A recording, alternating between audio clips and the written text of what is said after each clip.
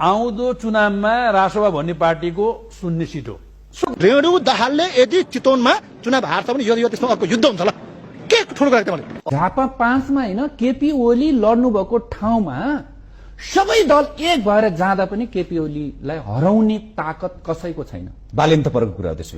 बालन त फरक कुरो, उहाँको त जमानत जफत हुन्छ, लेखेर राख्नुस्, जमानत जफत गराइदिन्छु उहाँ। रासोपा त कुनै प्रतिस्पर्धी दलै होइन, हेर्नुहोस् अहिले त म मान्दिनँ। यो त उही फेसबुकमा मात्रै प्रतिस्पर्धा हो। गुगलमा राप्रपासँग प्रतिस्पर्धा छ र भूगोलमा छैन।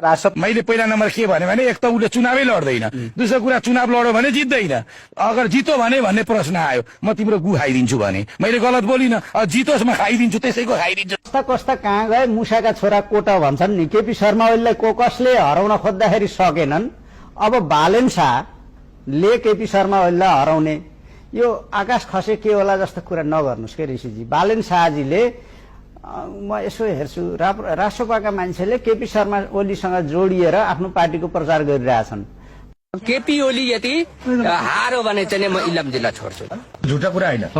बालेन शाहले झापा 5 बाट जित्यो भने 30,000 खसी मैले दिने भाइ। फागुन 21 मा चुनाव भयो भने म राजीनामाबाट सन्यास लिन्छु। निर्वाचन भयो भने म घाँटी गाडिन्छु, घाँटी। बालेनले जित्यो भने झापामा काम काटेर म टिकिन सुनागर टाका लान्छु।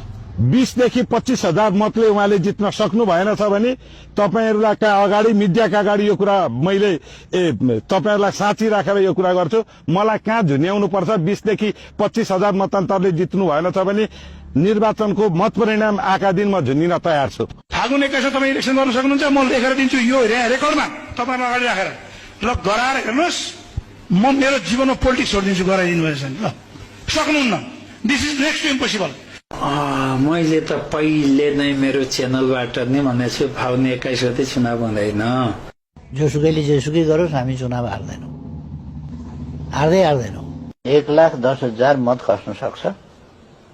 1,10,000 मध्ये 60,000 को आसपास मत सूर्य चिन्हमा खस्छ, अरू मत अलिअलि बाँडिएला नि 23 जनामा। त्यही हो।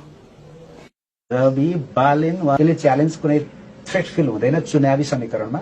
चुनावलाई थ्रेट, एमालेलाई कांग्रेसलाई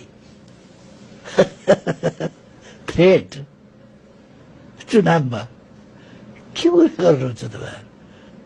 फेरि पनि एमाले सरकार, फेरि पनि ओली सरकार, फेरि पनि पुराना भनिएका पार्टीहरूको सरकार।